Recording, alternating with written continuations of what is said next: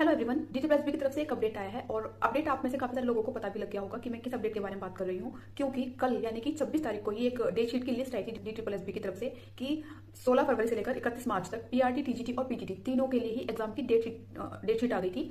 और date wise उन्होंने date sheet दे दी थी कि TGT, PGT और PRT के एग्जाम जो होने हैं वो किस किस डेट पे कंडक्ट कराए जाएंगे। तो वो डेट शीट आ गई थी और सडनली आज ही एक बड़ा बदलाव कर दिया है।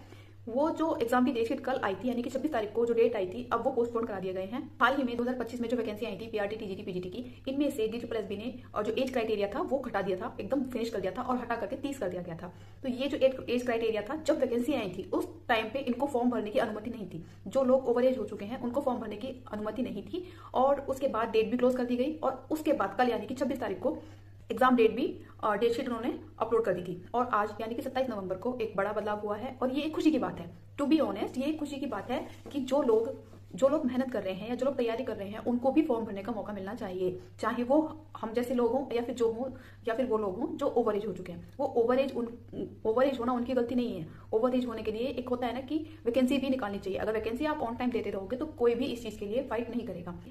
ग्रेजुएशन, उसके बाद पोस्ट ग्रेजुएशन या MA, इन सबको करने के लिए, साथ में CTET भी, इन सबको करने के लिए 30 साल की उम्र यूं ही हो जाती है।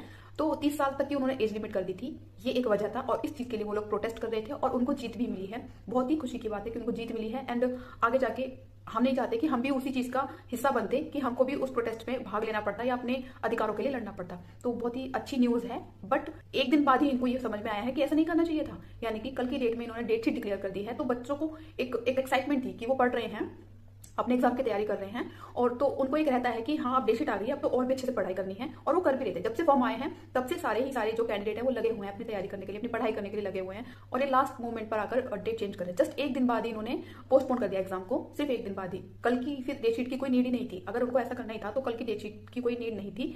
काफी सारे बच्चे जो हैं वो मुझे मैसेज कर रहे हैं कि मैम ये ठीक नहीं हुआ है, ये क्यों हो गया है, ऐसा क्यों हो गया। नहीं, ऐसा कुछ नहीं है। उन लोगों की फीलिंग जो है, अगर वो खुद अगर सोचो तो अच्छा हुआ है। क्योंकि अगर हमको ही या फिर जो लोग अभी अंडर एज हैं, 30 तक के नहीं हुए हैं, उनको अगर मौका ना मिले तो सोचो कैसा लगेगा, है ना। तो अच्छी बात है, कोई बड़ी बात नहीं है। पोस्टपोन हो रहा है और पढ़ने का मौका मिल जाएगा, वो भी अच्छी बात है। एंड 10 साल का उनको एज रिलैक्सेशन मिल गया है फीमेल को। एंड कंफर्म नहीं है कि मेल को भी ये कितना मिला है, मतलब अभी ये शायद कंफर्म नहीं है। जो ऑफिशियली DTPSB की तरफ से नोटिफिकेशन आ ही जाएगा 1-2 दिन में। एंड अभी 1 महीने के बाद एग्जाम वगैरह की डेट आएगी। अभी 1 मंथ तक तो मानकर चलिए कि कोई डेट नहीं आएगी, ऐसा लग रहा है। डेट को पोस्टपोन किया गया है तो इट मीन्स कि फॉर्म रीओपन होंगे और ये लोग फॉर्म फिल करेंगे और उसके बाद फिर न्यू डेट आएगी। ऐसा कुछ प्रोसेस होगा। सेल्फ स्टडी ही सब कुछ होती है, तो आप सेल्फ स्टडी कीजिए, NCERT कीजिए, वो बहुत हेल्पफुल होगी आपके लिए। एंड अगर आपको वीडियो हेल्पफुल लगी तो please subscribe to my channel. Thanks for watching, bye.